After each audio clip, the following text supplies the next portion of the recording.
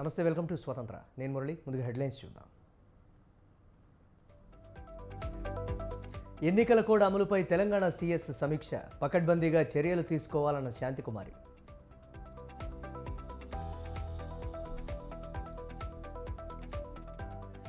రాష్ట్రంలోని అనేక సమస్యలకు బీఆర్ఎస్ఏ కారణం. కేసీఆర్ మాటల్లో వాస్తవం లేదన్న భట్టి విక్రమార్క.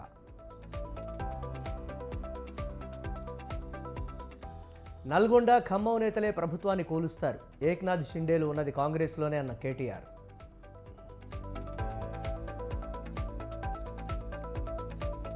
పెన్షన్లు పంపిణీ చేయకుండా ఆపడం ఎవరి వల్ల కాదు. వాలంటీర్ వ్యవస్థ అంటే చంద్రబాబుకు భయమన్న పేర్ని నాని.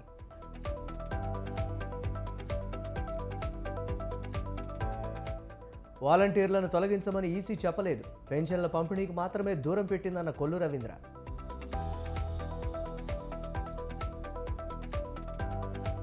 ఎన్నికల దృష్ట్యా కాంగ్రెస్పై చర్యలుండవు. సుప్రీంకోర్టుకు స్పష్టం చేసిన ఐటీ శాఖ.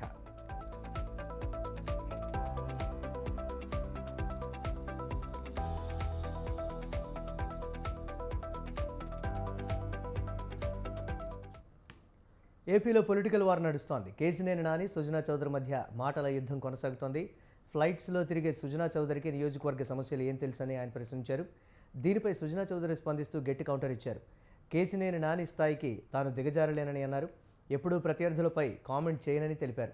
తాను విజయవాడ దుర్గమ్మ ఆలయంలోనే పుట్టానన్న ఆయన విజయవాడకు తాను చేయగలిగేదే చేస్తానని హామీ ఇచ్చారు.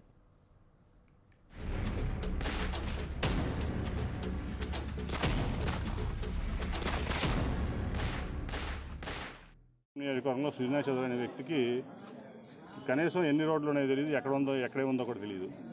కాబట్టి ప్రజలు ఇక్కడ సుజనా చౌదరికి బుద్ధి చెప్పబోతూ ఉన్నారు.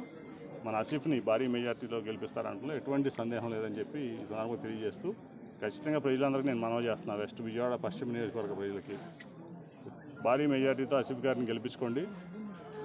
ఎప్పుడు కూడా మీకు అందుబాటులో ఉంటాడు, మీకు సేవ చేసుకుంటాడు, మీకు ప్రజాసేవకుడిగా ఉంటాను. కానీ పెత్తందారి లేక ఉండడు సుజనా చౌదరి లేక.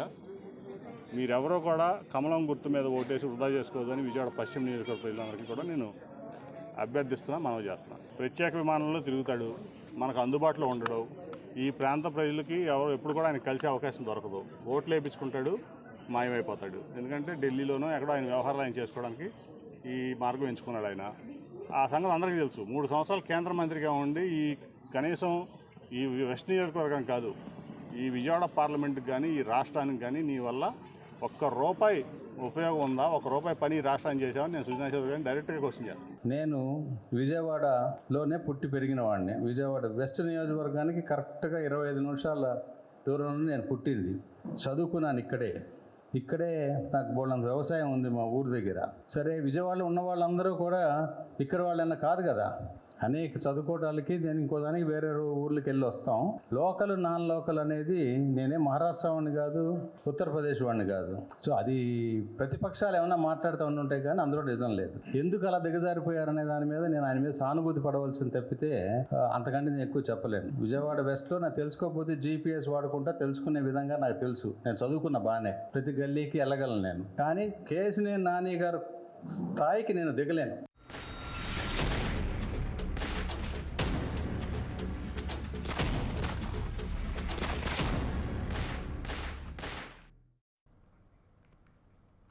తెలంగాణ రాజకీయాలు రసవత్తరంగా మారుతున్నాయి. కాంగ్రెస్ వర్సెస్ బీఆర్ఎస్ అన్న చందంగా ఉంది రాష్ట్ర రాజకీయాలు. ఇది కరువు కాదు, కాంగ్రెస్ ప్రభుత్వం తెచ్చిన కరువు అంటూ కేసీఆర్ చేసిన వ్యాఖ్యలకు కాంగ్రెస్ గట్టి కౌంటర్ ఇచ్చింది. బీఆర్ఎస్ పాలన వల్లే రాష్ట్రం అధోగతి పాలైందని మంత్రులు భట్టి, ఉత్తమ్ ఆరోపించారు. కేసీఆర్ మాట్లాడిన ప్రతి మాట అబద్ధమేనని, కట్టిన ఇంటిని కేసీఆర్ తగులుబెట్టిపోయారంటూ ఘాటు వ్యాఖ్యలు చేశారు. పెట్టిందే కట్టలేకపోతుంది, ముందు దేశపోలేకపోతుంది అంటే నువ్వు అన్ని అడ్డంకాలు పెట్టి ఎన్విరాన్మెంట్ క్లియరెన్స్ లేకుండా వచ్చిన క్లియరెన్స్ పోయేటట్టుగా అన్ని రకరకాల తప్పిదాలు చేసి దాన్ని అట్లాగే పెట్టిపోతే ఉండి మరి ఏమైనా చేసావా, రివ్యూ చేసావంటే అది చేయవచ్చు. ఈ వాస్తవాలే కదా ఈ డేట్స్. దీనిలో ఏం మార్చేదిగా. ముఖ్యమంత్రిగా చేసిన పెద్ద మనిషి కనీసం ఇటువంటి డేట్స్తో సహా ఉండే వాస్తవాలను రేపొద్దునైనా ఎవడైనా మాట్లాడుతున్నా అది మాట్లాడితే నా పరువు పోతుందనే కనీస ఇంగిత జ్ఞానం లేకుండా ఇట్లా రకంగా ప్రజలను తప్పుదోవ పట్టించేటట్టు మాట్లాడటం కరెక్టేనా? అసలు 4000 మెగావాట్లకు సంబంధించి ఎన్టీపీసీతో నువ్వు ఏమైనా పీపీఏ అగ్రిమెంట్ చేసి ఆ 4,000 పవర్ వచ్చేటట్టు చేసావా? చేయలేదు. ఎందుకు చేయలేదు? ఎవరు ఆపారు నిన్ను? మేము ఇచ్చిన గ్యారంటీలు నీలా గాలికి వదిలేదు. 500కే గ్యాస్ సిలిండర్ ఇస్తామంటే ఇచ్చా మార్చి. 200 యూనిట్ లోపల ఉచిత కరెంటు అంటే ఎస్, మార్చి 1 నాడు నుంచి మేము 0 బిల్లు ఇస్తున్నాం.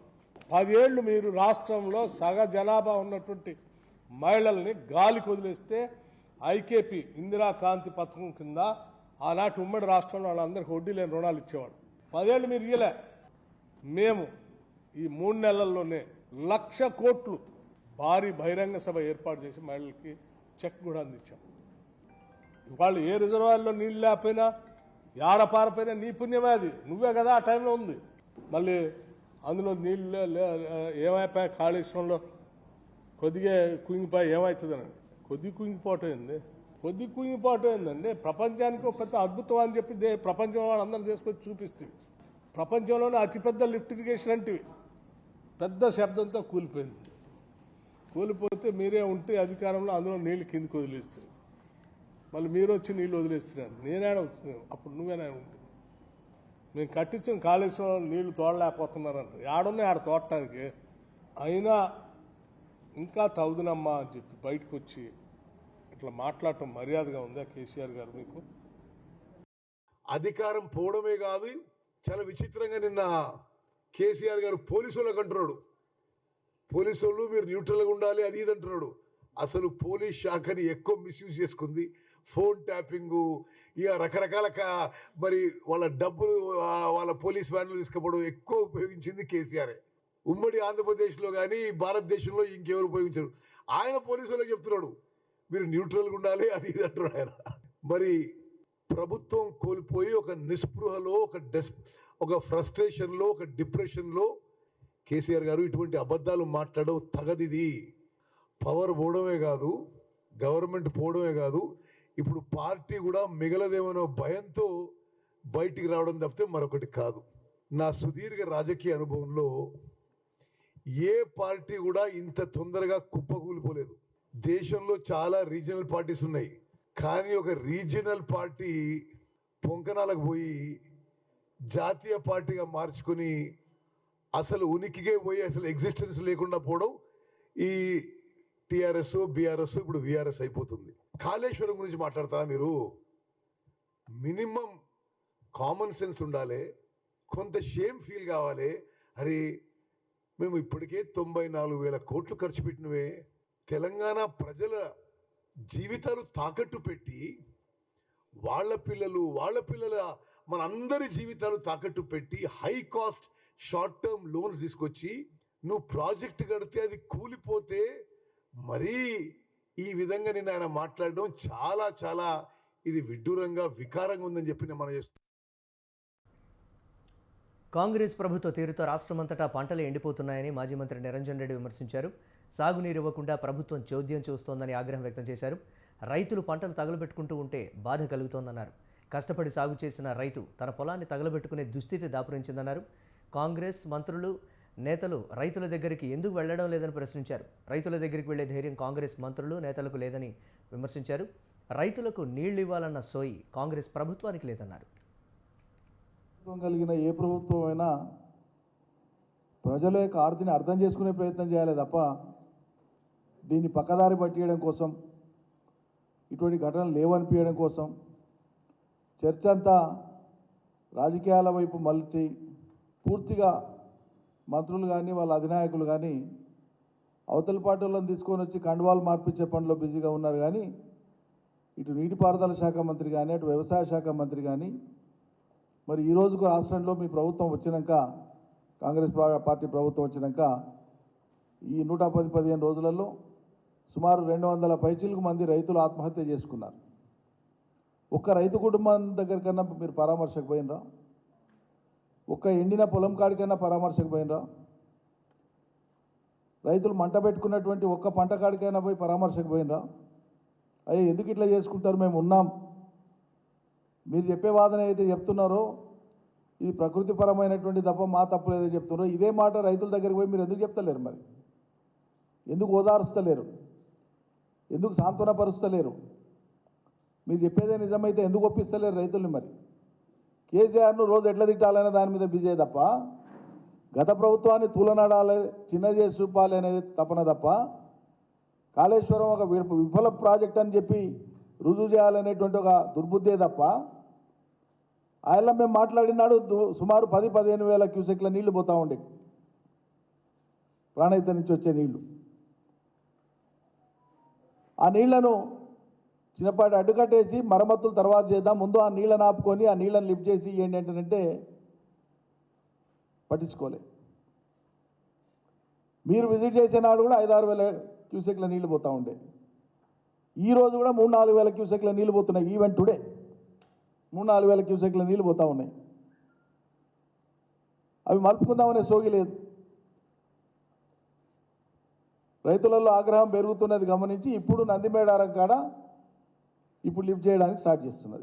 ఇదే సోగి, ఇదే తెలివి 2 నెలల కింద 3 నెలల కింద ఎక్కడ పోయింది? మరి ప్రజలు ఒకవైపు బాధలు పడుతూ ఇంకోవైపు ఇంత భారీ మోసానికి గురైతీమి కదా మేము అనేటువంటి ఒక ఆవేదనలో ఉన్నారు. ఇంత పెద్దగా మమ్మల్ని దగా చేస్తారు అనుకోలేదు అని చెప్పి గ్రామీణ ప్రాంతాలలో ఎక్కడ పోయినా, ఏ జిల్లాలో పోయినా, ఏ మండలం పోయినా ప్రజలు వాపోతున్నారు.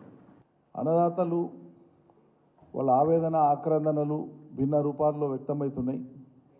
గుండె తరుక్కపోయి, పంటలు ఎండిపోయి, పశువులకు, గొర్రెలకు, మేకలకు మేత వదిలిపెట్టి ఎండిన పంటలను గుండె దహించకపోతూ ఉంటే వాళ్ళు పెంచిన పంటనే, చేతికి రాని పంటను నిప్పు పెట్టి, మంట పెట్టి భిన్న రూపాలలో వాళ్ళ ఆక్రోశాన్ని రైతాంగం రాష్ట్రంలో వెలిబుస్తున్నారు.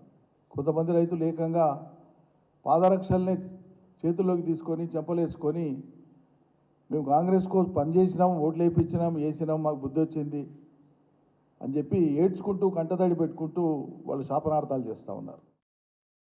సంచలన విజయాలకు పేరు మోసిన ఖమ్మం పార్లమెంటు నియోజకవర్గంలో కాంగ్రెస్ అభ్యర్థి నిర్ణయం కాలేదు. అయినా ఖచ్చితంగా కాంగ్రెస్ గెలుస్తుందనే ప్రచారం హోరెత్తుతోంది. కాంగ్రెస్ అభ్యర్థి ఎవరన్నది ఇప్పటికీ సస్పెన్స్. అసెంబ్లీ ఎన్నికల ఫలితాలను బట్టి ఖమ్మం ఎంపీ స్థానంలో కాంగ్రెస్ పార్టీకి స్పష్టమైన మెజారిటీ ఓట్లు కనిపిస్తున్నాయి. ఈ పార్లమెంటు ఎన్నికల్లో కాంగ్రెస్ అభ్యర్థికి ఆ ఓట్లు ఏ మేరకు లభిస్తాయనే చర్చ సాగుతోంది. పార్లమెంటు నియోజకవర్గంలోని 7 అసెంబ్లీ సెగ్మెంట్లలో కాంగ్రెస్ ఎమ్మెల్యేలు ఉండటం ఆ పార్టీకి ప్లస్ పాయింట్. ఇప్పటికే బీఆర్ఎస్, బీజేపీ అభ్యర్థులను ప్రకటించి ప్రచారంలో ముందున్నాయి. కాంగ్రెస్ అభ్యర్థి నిర్ణయం అయితే త్రిముఖ పోటీకి రంగం సిద్ధమైనట్లే.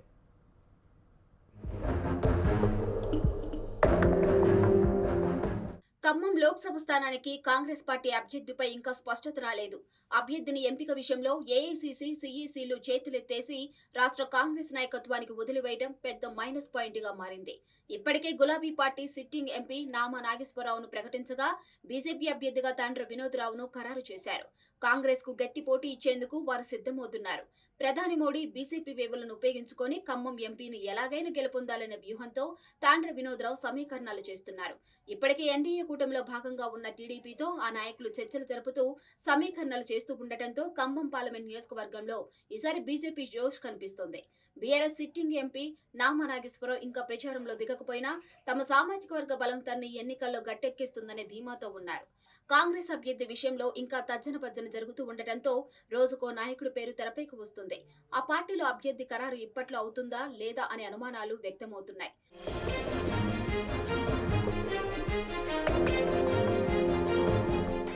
కాంగ్రెస్ పార్టీకి పార్లమెంట్ నియోజకవర్గంలో స్పష్టమైన మెజారిటీ ఉంది.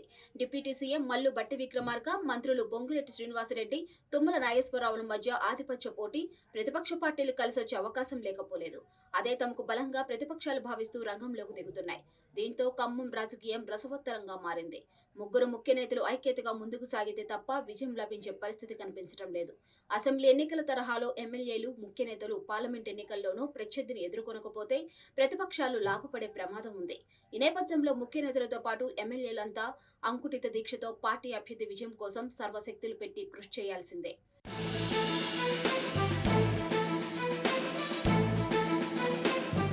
ఖమ్మం పార్లమెంటు బీజేపీ అభ్యర్థి తాండ్ర వినోద్ రావు ఆర్ఎస్ఎస్ బ్యాక్గ్రౌండ్ తో బీజేపీ ఆశీస్సులతో గోదాలోకి దిగారు. వెలమ సామాజిక వర్గానికి చెందిన వినోద్ రావు ప్రధాని మోదీ ఆశీస్సులతో ఖమ్మం జిల్లాను అభివృద్ధి చేసి చూపిస్తానని ప్రజల మధ్యకు దూసుకు వెళ్తున్నారు. రామజన్మభూమి అంశం, భద్రాచలం రామాలయం అభివృద్ధిని ఎన్నికల అస్త్రంగా మార్చుకొని హిందుత్వ ఎజెండాతో సాగుతున్నారు. కాంగ్రెస్, బీఆర్ఎస్ అభ్యర్థులకు గట్టి పోటీ ఇచ్చే అవకాశాలు కనిపిస్తున్నాయి.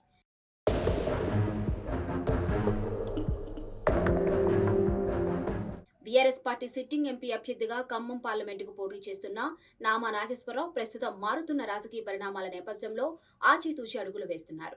కేంద్రంలో అధికారంలో ఉన్న బీజేపీ, ఎన్డీఏలో భాగస్వామ్యంలో ఉన్న టీడీపీతో పాటు రాష్ట్రంలో అధికారంలో ఉన్న కాంగ్రెస్ పార్టీ నుండి కూడా ఆయనకు ఆహ్వానాలు అందినట్టు సమాచారం. పార్టీ మారేందుకు ఏమాత్రం అవకాశం ఉన్నా ఖమ్మం టికెట్ ఖరారు చేస్తామనే రీతిలో ఆయనపై ఒత్తిడి ఉన్నా ఆయన ఏ విధంగా ఎన్నికల్లో ముందుకు సాగాలనే అంశంపై ప్రణాళికలు రూపొందిస్తున్నారు. కాంగ్రెస్ కొత్త అభ్యర్థిని దించుతుందా, నామా వైపే చూస్తుందో అన్నది సస్పెన్స్.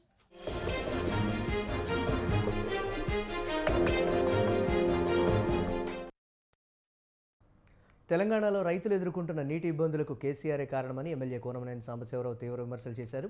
ఇది కాంగ్రెస్ తెచ్చిన కరువు కాదని, ముమ్మాటికి కేసీఆర్ నిర్వహణ రూపకల్పనలో చేసిన తప్పిదాలే కరువుకు కారణమని తెలిపారు. పార్టీ ఫిరాయింపులను ప్రోత్సహించిందే కేసీఆర్ కాదా అని ఆయన ప్రశ్నించారు. చివరకు సిపిఐ ఎమ్మెల్యేను సైతం లాక్కున్నారని అన్నారు. పార్లమెంట్ ఎన్నికల్లో పోటీ నిర్ణయం జాతీయ నాయకత్వానిదేనని అంటున్న ఎమ్మెల్యే సాంబశివరావుతో మా ప్రతినిధి రాజు ఫేస్ టు ఫేస్. తెలంగాణ రాష్ట్రంలో ఒకవైపు పంట ఎండిపోవడంతో రైతులు ఇబ్బందులు పడతా ఉన్నారు. మరోవైపు రాజకీయ పరిణామాలు చూసుకుంటే ప్రతిపక్షం నుంచి అధికార పార్టీ వైపు వలసలు కొనసాగుతా ఉన్నాయి. ఇదే అంశాల మీద ప్రస్తుత తాజా రాజకీయ పరిణామాల మీద మనతో మాట్లాడడానికి సిపిఐ రాష్ట్ర కార్యదర్శి ఎమ్మెల్యే కూనంనేని సాంబశివరావు గారు ఉన్నారు. సార్ చెప్పండి, ప్రస్తుతం తెచ్చిన కరువు అటు కాంగ్రెస్ తెచ్చిన కరువు అని బీఆర్ఎస్ కేసీఆర్ అంటుంటే, కేసీఆర్ తెచ్చిన కరువు అని కాంగ్రెస్ అంటా ఉంది. ఇలా ఎవరి మాటలు ప్రజలు నమ్మాలి? కాంగ్రెస్ చెప్పడం కాదు కానీ నేను కమ్యూనిస్ట్ పార్టీగా చెప్తున్నాను. దీని మూలాలు అప్పుడే పడ్డాయి. కేసీఆర్ గారి టైంలోనే మూలాలు పడ్డాయి. ఇప్పుడు మనకి వీటన్నిటికంటే మించి వర్షాలు వచ్చినప్పుడు బలహీనతలు తెలవదు. ఎప్పుడైతే బలం తగ్గినప్పుడు మనిషిలో బలహీనతలు బయటపడతాయో, అట్లా వర్షాలు తగ్గినప్పుడు ప్రకృతిలో ఉన్నటువంటి ప్రకృతి సానుకూలత లేనప్పుడు మన సమాజంలో రాజకీయ పార్టీల్లో ఉన్న బలహీనతలు బయటకు వస్తాయి. ఇప్పుడు సరిగ్గా అదే జరుగుతా ఉంది. 2014 నుంచి 18 వరకు కరువు ఉంది. అప్పుడు అనేక మంది చనిపోయారు. అది మర్చిపోయారు అనుకుంటున్నాడు కేసీఆర్. ఆ తర్వాత కూడా 2017లో తర్వాత మొన్న 2023లో దాదాపు 17 లక్షల ఎకరాలు పంట నష్టం జరిగింది. 2021-22 ప్రాంతంలో కూడా దాదాపు అంతంత అయింది. శ్రీరామ పాదసాగర్ దగ్గర నుంచి అది దానికి దీనికి లింక్ లేదు. అది డైరెక్ట్ గా బాబ్లీ కింద ఉండేది. ఆ నీళ్లు రావటం వల్ల ఇటు ఎల్లంపల్లి, మిడ్ మానేరు కొద్దిగా నీళ్లు నిలబడి ఉంది. ఆ కొద్ది నీళ్లు చాలకపోవటం వల్ల దాన్ని కూడా ఒక సిస్టమ్ లేకపోబట్టి ముందు ఎప్పుడు పంటకి అది వదిలేసుకోవడం జరుగుతుంది. అందువలన ఇది అన్నిటికీ కారణం గత ప్రభుత్వం. సరే పోనీ నష్టపరిహారం ఏమని ఇచ్చారా? కేంద్రం నుంచి వచ్చిన నష్టపరిహారం 15th ఫైనాన్స్ వాళ్ళు ఇచ్చే నష్టపరిహారానికి నువ్వు మ్యాచింగ్ ఫండ్ ఇవ్వాల్సి వచ్చిందనే పేరుతో నువ్వు మ్యాచింగ్ ఫండ్ ఇవ్వలేదు, వాళ్ళు ఇచ్చిన డబ్బులు వాడుకోలేదు. ఆ విధంగా రైతులకు నష్టం జరిగింది. ఇవన్నీ కేసీఆర్ గారు ప్రభుత్వం చేసిన తప్పులు. ఈ తప్పులు అర్థం కాకుండా ఇప్పుడు నేను ఏది గడ్డి పరకలు పట్టుకుంటా, దాన్ని ఆయుధాల కింద మలుచుకుంటా అంటే రాజకీయం చేస్తారని చెప్తున్నారు. ఇది కరెక్ట్ కాదు. ముఖ్యంగా చెప్పండి, ఇప్పుడు పార్టీ ఫిరాయింపులు జోరు అందుకున్నాయి. మొన్న దానం నాగేందర్ కావచ్చు, ఇప్పుడు కడియం శ్రీహరి కూడా పార్టీలో మారారు. అయితే దీన్ని ఎట్లా చూస్తారు సార్? పార్టీ ఫిరాయింపులు ఓవరాల్ గా పార్టీ ఫిరాయింపులు అనేది మేము అస్సలు ఎంకరేజ్ చేయం. అది దుర్మార్గం. అది ఏ పార్టీ నుంచి ఏ పార్టీ అయినా సరే. మరలా లోపలికి వెళితే మళ్ళీ ఇక్కడ కూడా నేరస్తుడు ఎవరై అంటే కేసీఆర్. పెద్ద ముద్ద ఎవరంటే కేసీఆర్. కేకేని ఏదో పేరు చెప్పి లాక్కుంది నువ్వే కదా, కడియం శ్రీహరిని లాక్కుంది నువ్వే కదా, దానం నాగేంద్రని లాక్కుంది నువ్వే కదా. మొత్తం నీకు మెజార్టీ ఉన్నప్పుడు కూడా 80 పైన గెలిచావు. గెలిచినప్పుడు కూడా మొత్తాన్ని లాక్కుంది నువ్వే కదా. ఆఖరికి మా సిపిఐ పార్టీ నుంచి గెలిచిన ఏకైక ఎమ్మెల్యేని కూడా నువ్వే లాక్కున్నావు కదా. అన్ని పాపాలన్నీ ఇప్పుడు నీకు శాపాలే చుట్టుకుంటున్నాయి. ఏమైనా అట్లని చెప్పి మేమేమి దాన్ని సపోర్ట్ చేయం. ఇవన్నీ కేసీఆర్ చేసిన పాపాలు శాపాలుగా మారే. అది చివరికి ప్రజాస్వామ్యాన్ని అపహాస్యం చేసే పద్ధతుల్లో దీన్ని ఆసరాగా తీసుకుని నువ్వు చేస్తే కరెక్ట్, మేము చేస్తే తప్ప అని దీన్ని అడ్డం పెట్టుకుని దాన్ని మేము పూర్తిగా తిరస్కరిస్తున్నాం. రానున్న పార్లమెంట్ ఎన్నికల్లో పోటీ చేస్తారా? అసలు పోటీ ఉంటుందా లేదా సార్? లేదంటే కాంగ్రెస్ కు బేషరతుగా మద్దతు ఇస్తారా? పోటీకి సంబంధించి మేము సీరియస్ గానే ఆలోచన చేస్తున్నాం. అది ఏం చేయాలి అనేది ఏంటంటే వాళ్ళ ఎన్నికల వ్యవస్థ అలా అయిపోయింది. డబ్బుతో చుట్టూ తిరుగుతుంది. మాకేం ఓట్లు లేక కాదు. మినిమం కొన్ని నియోజకవర్గాల్లో 1.5 ఓట్లు పార్లమెంట్లో ఉన్నాయి. మాకు చాలు పోటీ చేయడానికి.